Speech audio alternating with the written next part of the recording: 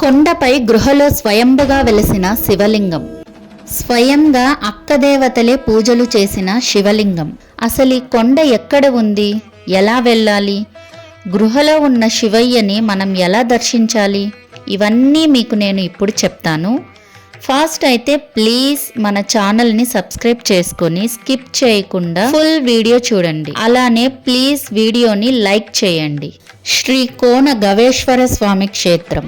ఇది మన పులివెందల మండలంలో ఉన్న మోట్నూతలపల్లె గ్రామంలో ఒక కొండపైన గృహలో ఆ పరమశివుడు స్వయంభుగా శివలింగంగా వెలిశాడట.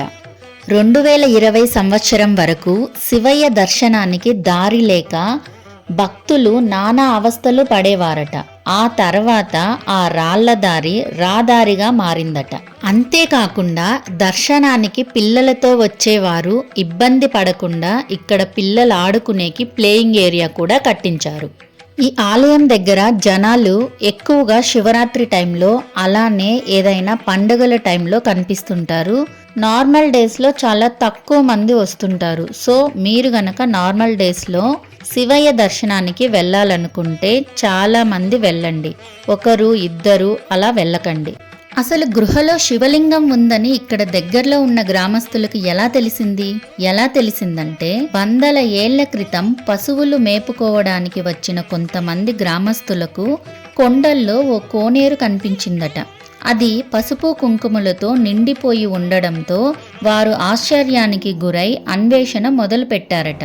వారికి ఆ కోనేరు నుండే కొంతమంది మహిళల అడుగుజాడలు కనిపించాయట. ఆ అడుగుజాడల్లో అడుగు వేస్తూ పోగా ఆ జాడల్లో పెద్ద గృహ కనిపించిందట.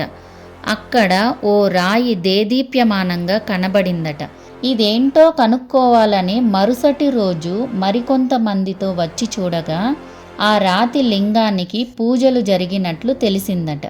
ఎవరు చేసి ఉంటారా అని మరింత లోతుగా పరిశోధన చేయగా ఆ కోనేరులో మహిళల అలజడి వినిపించిందట. నిత్యం కలువ పూల కొలనులో స్నానాలాచరించి బ్రహ్మ ముహూర్తంలో శివయ్యకు పూజలు చేసేది అక్కదేవతలే అని అర్థమైందట వారికి. నాటి నుండి మహిమాన్వితమైన రాతి లింగానికి పూజలు చేయడానికి కొండలు గుట్టలు దాటుకుంటూ రాళ్ళు రప్పలు ముళ్ళ కంపలు తప్పించుకుంటూ చుట్టుప్రక్కల గ్రామాల ప్రజలు తరలి వచ్చేవారట. అలా ఉన్న దారిని ఈరోజు ఇంతలా డెవలప్ చేశారట. దాతలు, గ్రామస్తులు, అధికారులు, ప్రజాప్రతినిధులు వీరంతా కలిసి ఇలా డెవలప్ చేశారంట. ఓ పర్యాటక స్థలం, ఓ పుణ్యక్షేత్రం కలిస్తే ఈ కోన గవేశ్వర స్వామి దివ్యక్షేత్రం.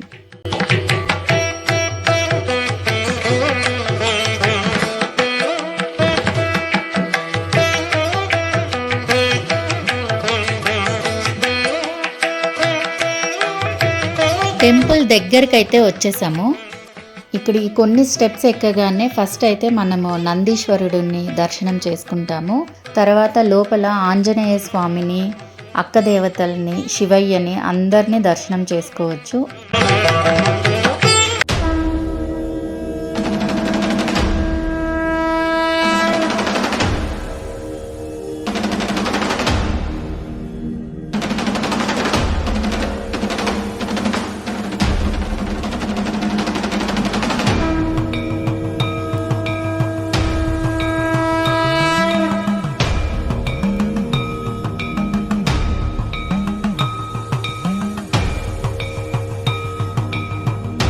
ఇక్కడ లోపల గృహలో శివలింగం ఉంది.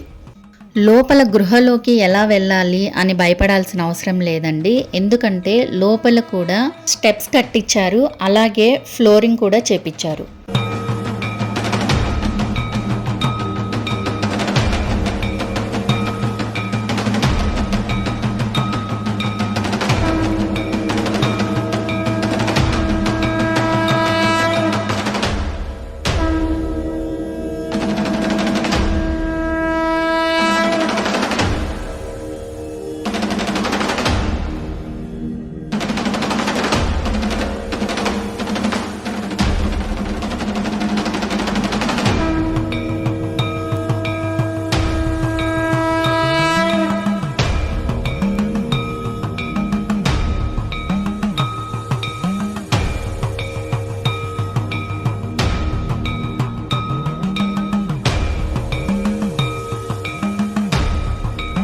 ఇక్కడి నుంచి అంతా కూడా గృహ లోపల.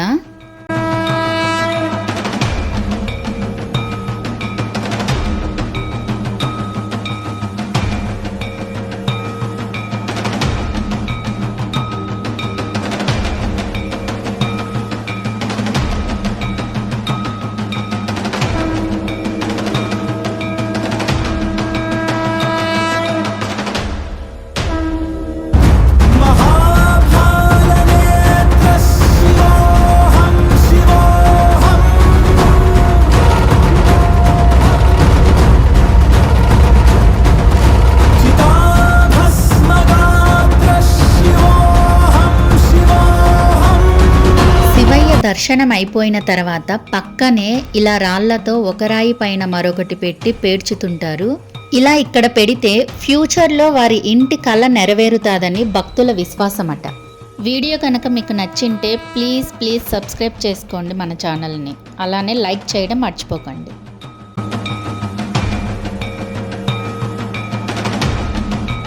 Thanks for watching.